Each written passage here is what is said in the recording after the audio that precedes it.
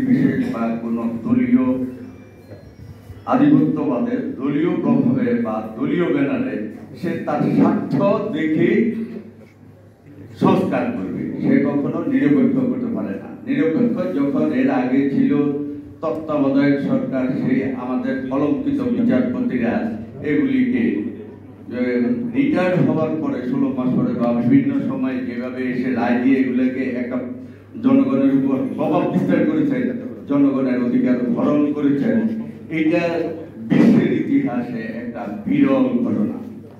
আর রাজনৈতিক দুর্বৃত্তায়ন এমন একটা জিনিস, আপনি দেখে শিক্ষিত লোক যখন কোনটা হয়ে যায়, আপনার একটা প্রবাদ আছে, সমাজে যখন টেরোরিজম হয়, রাষ্ট্র যখন টেরোরিজম করে, তখন সমাজের এলিট পারসন, এরিস্টোক্রেট পারসন কোণঠাসা হয়ে যায়।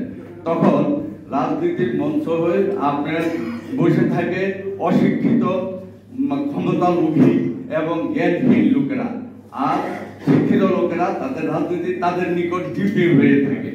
আমরা তার থেকে উত্তরণে চাই। এখন যে যারা চাচ্ছে নির্বাচন, একটা লোক আছে যে আমাদের দেশে দ্বিতীয় কোনো ক্ষমতায় বসে কারোর সাথে কথা বলার মতো, এখন আমাদের যে ডক্টর ইউনূস আছেন, উনি আমাদের অন্তর্বর্তী সরকারের প্রধান।